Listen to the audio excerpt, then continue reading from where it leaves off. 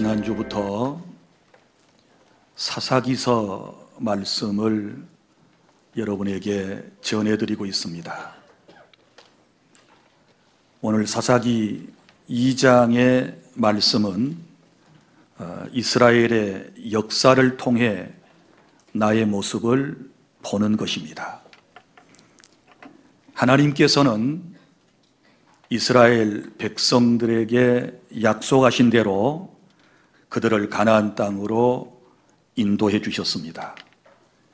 그러나 안타깝게도 복을 받은 그들은 가나안 땅에서 편한 삶을 살게 되었을 때 하나님께 감사하며 하나님을 잘 섬기기보다는 오히려 그들은 죄를 지었습니다. 오늘 그들의 모습은 현 시대를 살아가는 저와 여러분들의 모습이기도 한 것입니다. 하나님의 말씀, 특별히 이스라엘의 역사는 우리에게 거울과도 같아서 우리들의 모습을 비춰주고 있는 것이고, 우리가 거울을 보고 난 뒤에는 자기 자신의 모습을 이제 단장할 수 있어야 되겠고, 그리고 남들이 볼 때에도 아름다운 모습으로 그렇게 살아야 하는 것이 옳은 일이 아니겠습니까? 오늘 하나님께서 우리에게 본문을 통하여 주신 몇 가지 중요한 말씀, 특별히 이 말씀을 통하여 다시 말씀드리지만 나 자신의 모습을 바라보고 성찰하고 그리고 하나님 앞에 바로 서는 그런 은혜가 우리 주 안의 모든 성도 여러분들에게 함께 하시기를 바랍니다. 첫째, 본문의 1절부터 5절까지 말씀은 신실하신 하나님께 불순종하는 인생들의 모습입니다. 여기 본문의 1절부터 5절까지에 나오는 중요한 단어는 언약이라고 하는 말씀입니다. 우리 하나님께서는 인생들과 한 번 언약하시면 그 언약을 신실하게 이행하십니다. 일찍이 하나님께서 아브라함과 이삭과 야곱에게 가나안 땅에 대한 언약의 말씀을 주셨는데 신실하신 하나님께서는 그 약속하심에 따라 그들을 가나안 땅으로 인도해 주셨던 것입니다. 1절 말씀, 하나님은 이스라엘 조상들과 약속하신 땅으로 그들을 인도하셨다라고 하는 말씀이고, 2절, 그런데 안타깝게 그들은 하나님과의 약속을 저버리게 되었던 것입니다. 그들이 하나님과 저버린 약속은 두 가지로 요약이 되고 있는데, 첫째는 하나님께서 가나안 땅에 들어가서 절대 그들과 상종하지 말거라, 또 다른 말로 하면 그들과 언약을 맺지 말아라, 이렇게 말씀을 하셨습니다. 그리고 또 하나는 가나안 땅에 들어가서 우상의 제단들을 다 헐어버려라, 이렇게 말씀을 해 주셨거든요. 그런데 3절에 보면 그들은 가나안 사람들과 언약을 맺게 되었고, 또 그들이 섬기던 신들을 섬기는 죄에 빠지게 되었던 것입니다.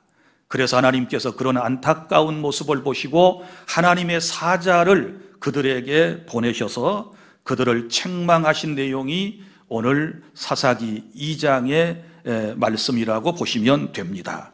그리고 그들이 불순종했으니, 하나님의 언약을 어기게 되었으니 하나님께서 그들에게 곧 징계하시겠다라고 하는 말씀입니다. 말씀에 순종하지 않게 되었을 때 하나님께서 오늘 주신 말씀을 보면 3절과 4절에 너희들이 쫓아내지 아니한 그 가나안 사람들이 옆구리에 가시가 되어 찌를 것이다, 이런 말씀을 했습니다. 하나님께서는 이스라엘 백성들이 가나안 땅에 들어가기 전에 분명히 말씀을 하셨지요. 그 족속을 멸절해라, 그 땅에 사는 사람들을 쫓아내라 이렇게 엄한 말씀을 주셨는데 이스라엘 백성들은 그들을 쫓아내지 않았습니다. 지난 시간의 말씀이 기억나십니까? 왜 쫓아내지 않았습니까? 그들을 살려두어서 그들을 이제 노예로, 종으로 부려먹기 위해서 그들은 가나안 사람들을 남겨두었던 것입니다. 이제 자업자득입니다. 그런데 그들이 이스라엘 사람들의 옆구리를 가시가 되어서 찌르게 될 것이다, 이렇게 말씀을 하셨습니다.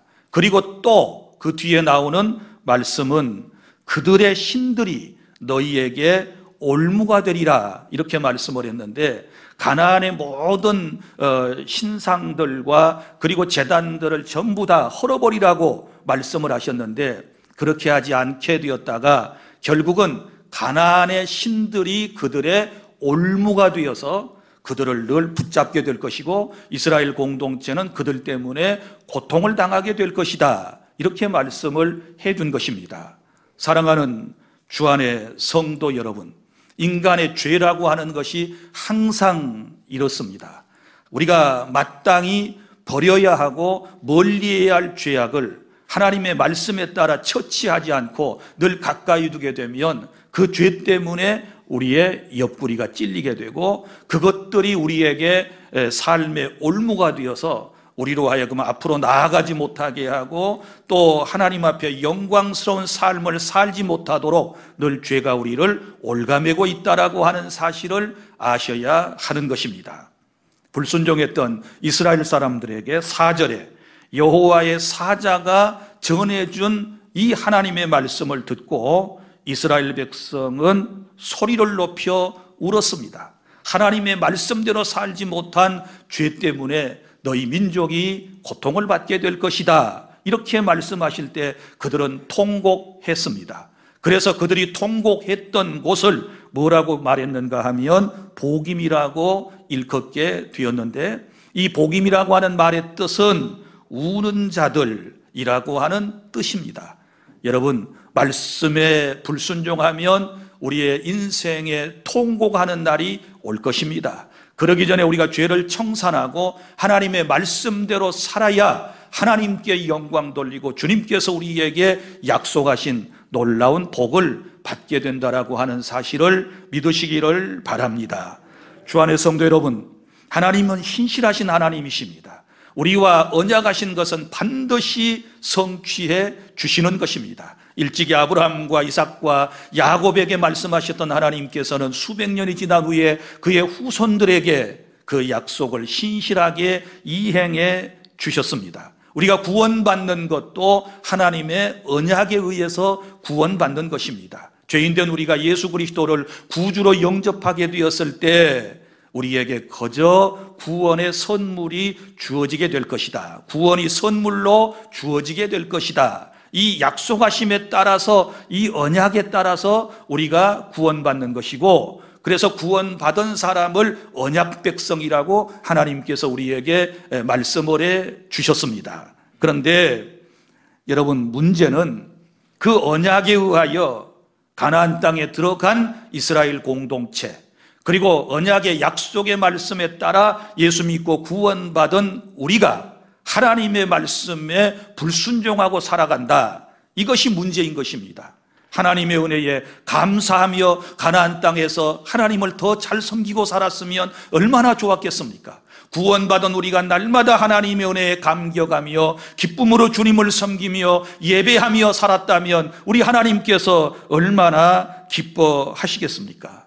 사랑하는 성도 여러분, 우리의 삶이 나아졌다고 해서, 우리의 형편이 좋아졌다고 해서 우리가 하나님을 멀리한다거나 하나님께서 우리에게 말씀하신 일을 우리가 소홀함으로 지키게 된다면 우리 주님께서는 틀림없이 우리에게도 징계하신다는 사실을 본문을 통하여 깨달을 수 있기를 바랍니다. 둘째로, 본문의 6절부터 10절까지 말씀은 다음 세대를 준비하지 못했습니다. 자, 6절부터 10절까지 말씀을 우리 다 함께 낭독하겠습니다. 시작. 전에 여호수아가 백성을 보내매 이스라엘 자손이 각기 그들의 기업으로 가서 땅을 차지하였고, 백성이 여호수아가 사는 날 동안과 여호수아 뒤에 생존한 장로들, 곧 여호와께서 이스라엘을 위하여 행하신 모든 큰 일을 본 자들이 사는 날 동안에 여호와를 섬겼더라.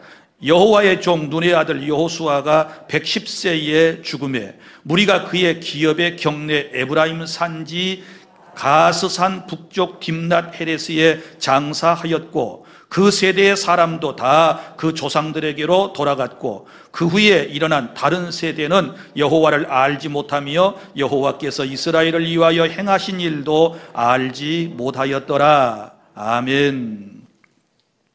자, 여기 말씀 잠시 여호수아 시대를 언급을 하고 있습니다. 여호수아 생전에는 하나님을 잘 섬기다가 사사들 시대에 와서는 왜 타락했는지에 대하여 말씀을 하고 있습니다. 여기 말씀을 보면 이제 구세대와 신세대에 대한 이야기가 나오고 있습니다. 여기 7절에 보면 구세대의 사람들에 대한 이야기와 그들의 문제점이 나오게 되는데, 7절 백성이 여호수아가 사는 날 동안과 여호수아 뒤에 생존한 장로들, 곧 여호와께서 이스라엘을 위하여 행하신 모든 큰 일을 본 자들이 사는 날 동안에 여호와를 섬겼다. 자, 여기 7절에 나오는 이 9세대의 사람들은 하나님을 섬겼다 그랬는데, 이 사람들은 누구일까요? 광야에서 태어났던 사람이지요. 이스라엘 백성이 애굽 땅에서 430여 년 동안 노예 생활을 하다가 하나님의 은혜로 구원받았습니다. 그들이 홍해를 건너 가나안 땅에 이제 가는 여정 가운데 광야에서 그들의 불신앙 때문에 40년 동안 유리방황하지 않습니까? 자, 여러분이 잘 아시는 대로 출애굽을 했던 세대는 전부 다 어디에서 죽습니까? 광야에서 다 죽었습니다. 그러면 그 광야에서 40여 년 동안을 살아가면서 거기서 자녀들이 또 태어났지 않았겠습니까? 바로 지금 여기 7절에 말하는 이 세대는 광야에서 태어나 40년 동안 그곳에서 살다가 지금 가나안 땅에 들어간 세대를 말하는 것입니다. 그럼 이 사람들은 어떤 체험이 있었을까요? 광야에서 40년 동안 하나님께서 행하셨던 놀라운 기적과 이사를 체험했던 사람들입니다. 그곳에서 그들은 하나님께서 내려주시는 만나와 메추라기를 먹었습니다. 그들은 반석에서 샘물이 콸콸 솟아 나오는 그 물을 마셨습니다. 하나님께서 낮에는 구름기둥으로 밤에는 불기둥으로 인도해 주시는 것을 체험하며 살았습니다. 매일매일 순간순간마다 하나님의 놀라운 역사를 경험하며 살았던 것입니다. 그들이 지금 가나안 땅에 들어온 것입니다. 출애굽을 했던 세대는 다 여호수아와 갈렙 외에는 가나안 땅에 들어가지 못하고 전부 광야에서 죽었거든요. 그러면 이 세대는 이렇게 하나님을 체험했던 세대이기 때문에 오늘 본문에 기록된 대로 자, 이스라엘을 위하여 행하신 모든 큰 일을 본 자들이 사는 날 동안에 여호와를 섬겼다. 체험이 있으니까 하나님이 어떤 분인가를 아니까 그들은 하나님을 섬기게 되었던 것입니다. 그런데 이 세대의 문제점은 무엇이냐? 그러면 다음 세대를 준비하지 못했다는 것입니다. 다음 세대들에게 그들은 하나님의 말씀을 올바로 가르치지 못했다는 것입니다. 하나님께서 어떤 분이시며 또 하나님께서 이스라엘 백성을 어떻게 인도하셨으며 또 어떻게 우리가 주님의 은혜 가운데 살고 있는가에 대해서 자녀들에게 말해 주었어야 하는 것입니다. 그런데 자기들만 잘 믿고 하나님을 잘 섬기다가 그들은 결국 이 세상을 떠나게 된 것입니다. 사랑하는 주안의 성도 여러분, 오늘 우리의 삶이 어떻습니까? 우리는 어쩌면 지금 성령이 역사하는 교회 부흥 시대에 살아가고 있습니다. 우리 시대까지는 하나님의 큰 역사를 체험을 했습니다.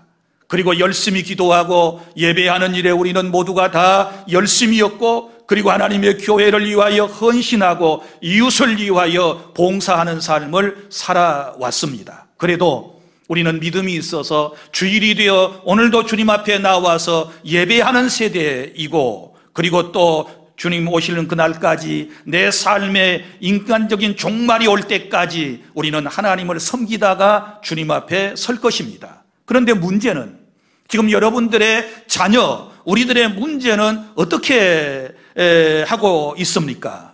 아이들에게 하나님에 대하여 알려주고 계십니까? 하나님에 대하여 여러분들이 소소한 설명을 하며 하나님은 살아계신 분이고 하나님은 우리와 함께 해주시는 분이라고 여러분이 가르쳐주고 있습니까?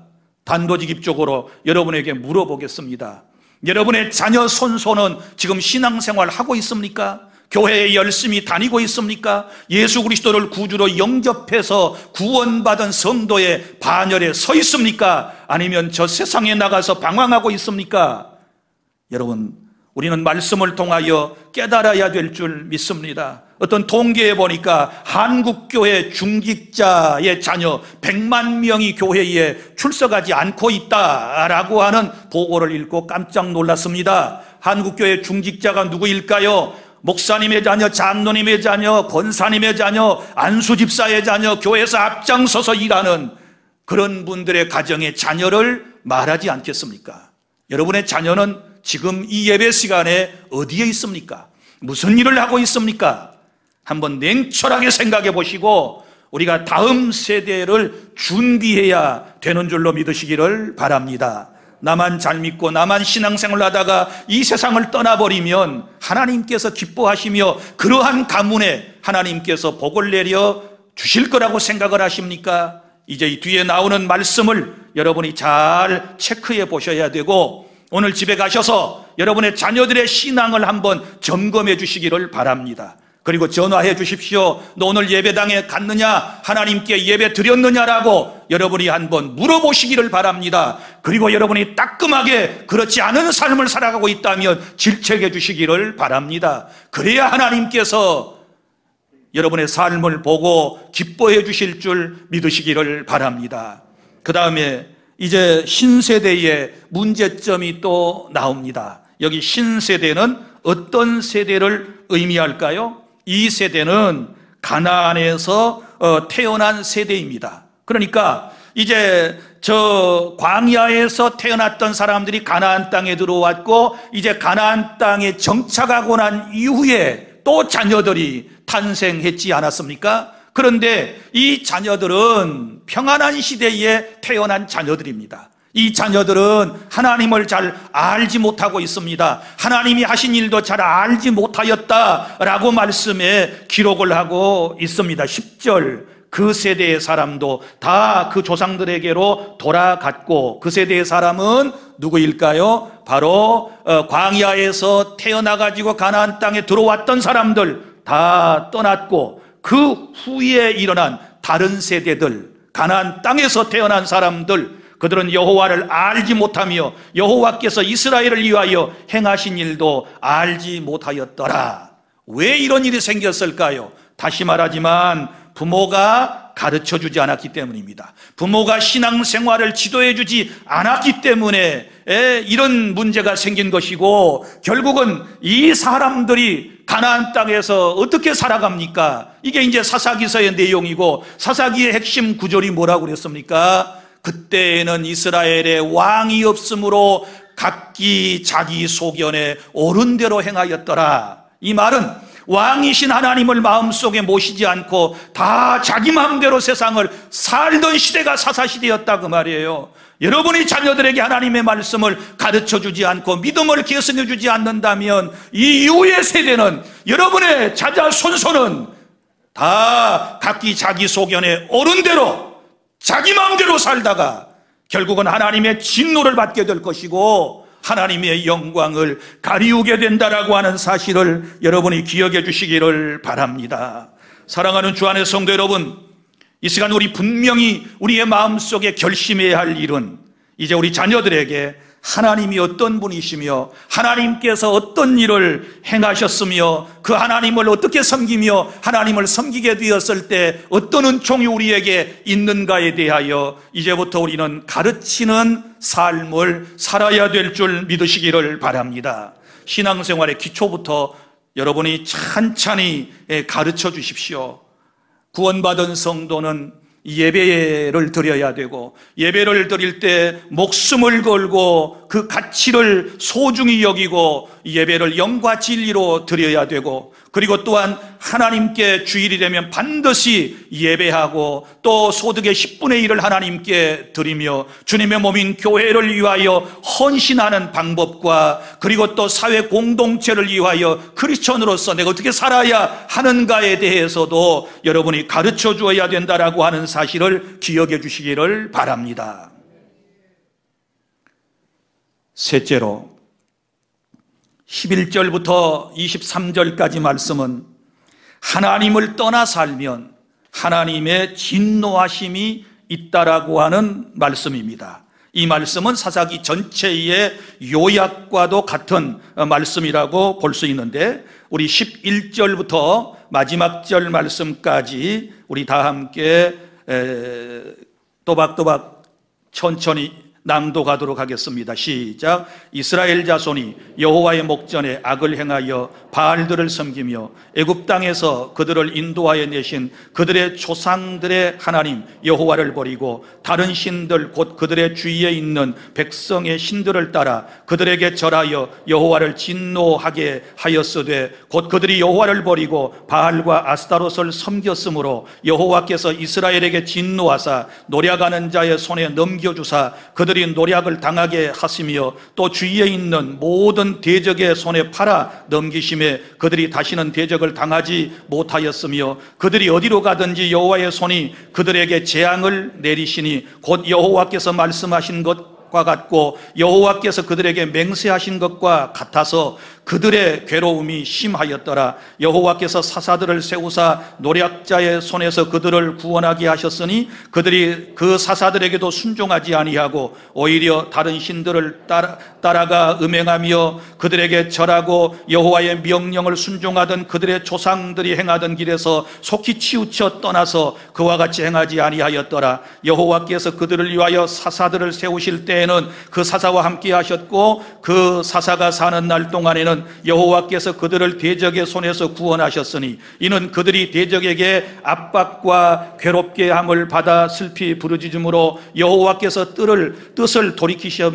있었거늘 그 사사가 죽은 후에 그들이 돌이켜 그들의 조상들보다 더욱 타락하여 다른 신들을 따라 섬기며 그들에게 절하고 그들의 행위와 패역한 길을 그치지 아니하였으므로 여호와께서 이스라엘에게 진노하여 이르시되, 이 백성이 내가 그들의 조상들에게 명령한 언약을 어기고 나의 목소리를 순종하지 아니하였은즉 나도 여호수아가 죽을 때에 남겨둔 이방 민족들을 다시는 그들 앞에서 하나도 쫓아내지 아니하리니 이는 이스라엘이 그들의 조상들이 지킨 것 같이 나 여호와의 도를 지켜 행하나 아니하나 그들을 시험하려 함이라 하시니라. 여호와께서 그 이방 민족들을 머물러 두사 그들을 속히 쫓아내지 아니하셨으며 여호수아의 손에 넘겨주지 아니하셨더라. 아멘.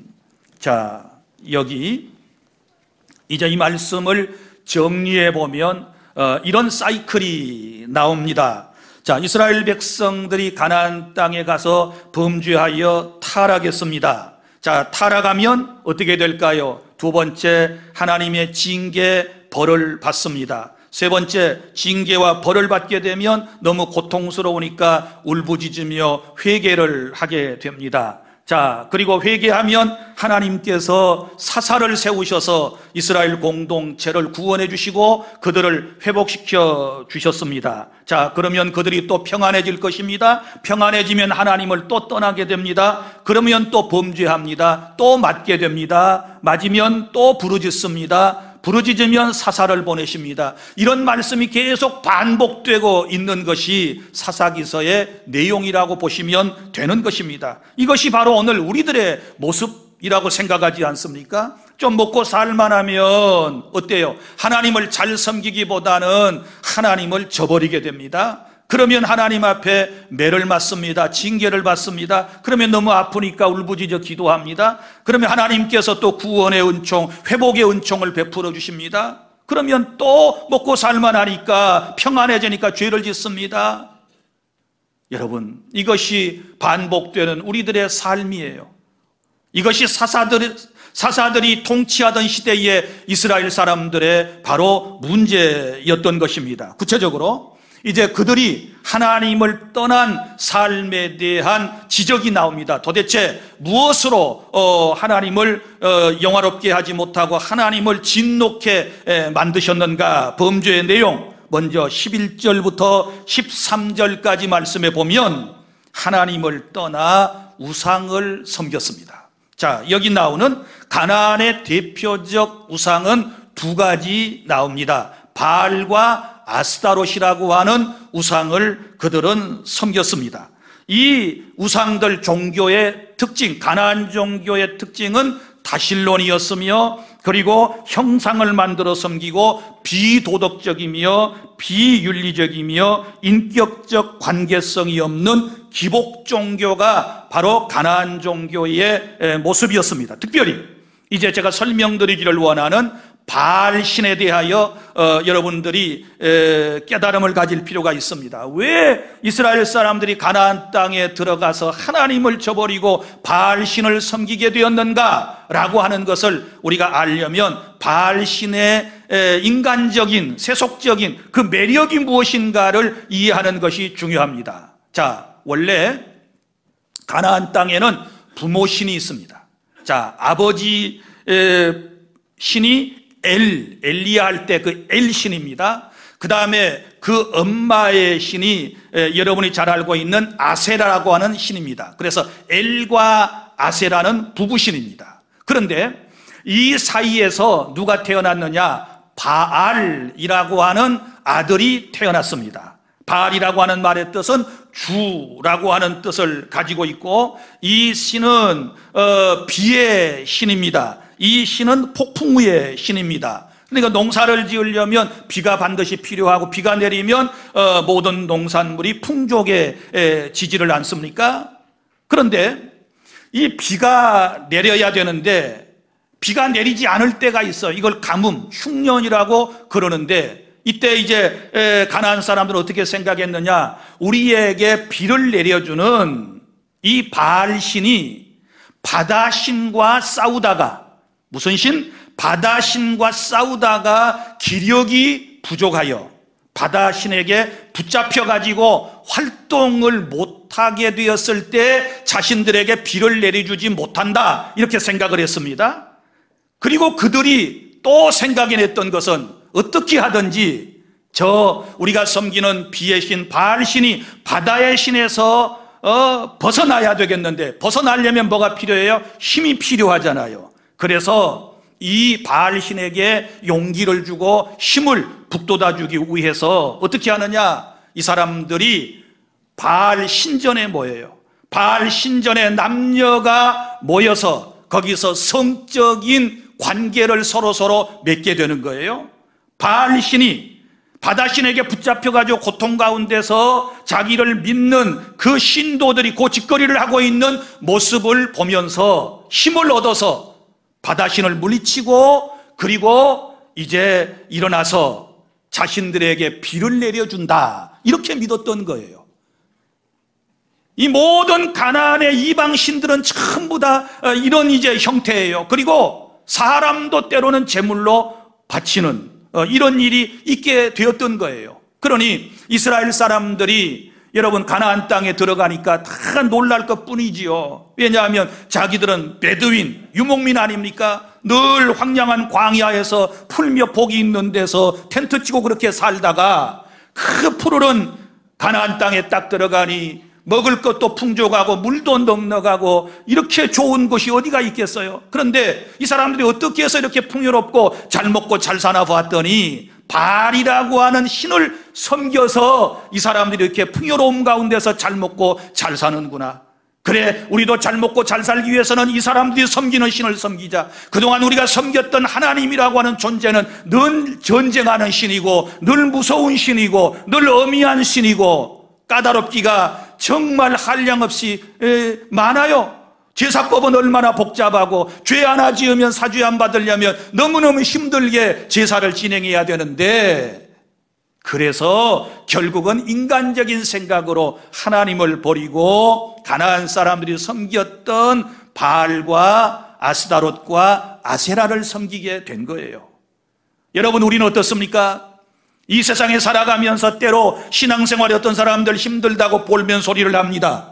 매 주일마다 교회 가야 합니다. 정해진 시간에 예배를 드려야 합니다. 또 소득의 10분의 1도 드려야 합니다. 늘 기도하라고 그럽니다. 교회에서 헌신 봉사하라고 그럽니다. 또 사회 나가서도 빛과 소금의 사명을 잘 감당하라고 그럽니다. 모든 것이 규제이고 어찌 보면 참 신앙생활 하는 것이 힘들게 여겨질 때가 있을 것입니다. 그럴 때 믿음이 연약한 사람들은 자꾸 세상을 기웃거립니다. 더 편하게 복받는 방법이 없을까? 더 행복하게 살 수 있는 방법이 없을까? 그래서 세속 종교를 따라갑니다. 그래서 기복 종교를 따라갑니다. 이런 안타까운 현실이 우리들의 모습이에요. 깨달아지시면 아멘. 여러분, 그러나 우리 분명히 기억하셔야 할 것은 기독교는 구원의 종교이고 영생의 종교임을 믿으시기를 바랍니다.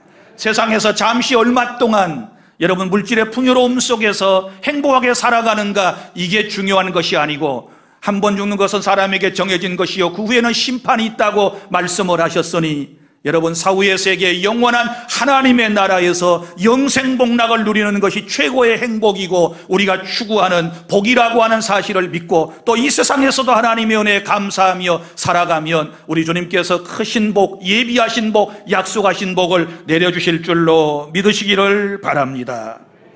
그리고 여기 나오는 아스타롯이라고 하는 신은 바알신의 아내예요. 바알신의 아내로서 풍요와 사랑과 전쟁의 여신으로 그들이 신봉을 했던 것입니다.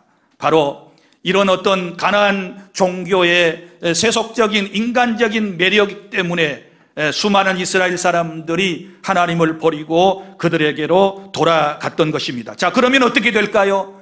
여러분이 예측한 대로 하나님을 믿고 섬기고 살아야 할 사람들이 우상에 빠지고 세상으로 돌아가면 어떻게 될까요? 여러분이 다 알고 계시는 그 답이 여기에 기록되어 있습니다. 14절 15절에 보면 여호와께서 이스라엘에게 뭐하사? 진노하사. 그렇게 하면 하나님의 진노가 와요. 노략하는 자의 손에 넘겨주사. 이 말은 주변에 있는 강대국이 쳐들어와서 괴롭게 해요. 그들이 노략을 당하게 하시며 또 주위에 있는 모든 대적의 손에 팔아 넘기심에 주위에 있는 다른 나라가 괴롭힌다 그 말이에요. 다시는 그 대적을 당하지 못한다. 또 15절에 보세요. 무서운 말씀이 나옵니다. 그들이 어디로 가든지 여호와의 손이 그들에게 뭘 내리시고? 재앙을 내리시니 곧 여호와께서 말씀하신 것과 같고 여호와께서 그들에게 맹세하신 것과 같아서 그들이 괴로움이 심하였더라.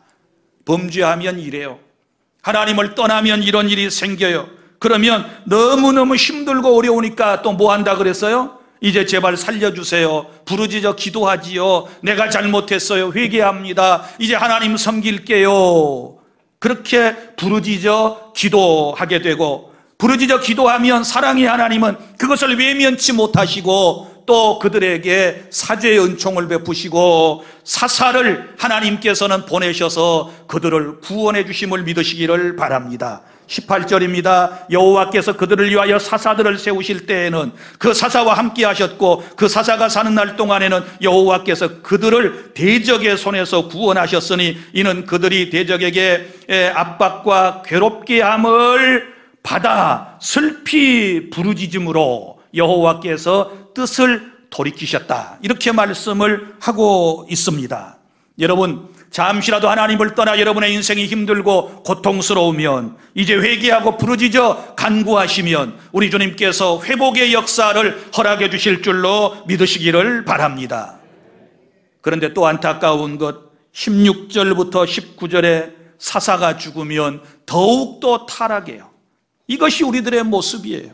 이 안타까운 모습이에요. 그러면 20절부터 23절에 또 하나님의 진노가 그들에게 임하고 있다는 사실을 여러분이 기억하시기를 바랍니다.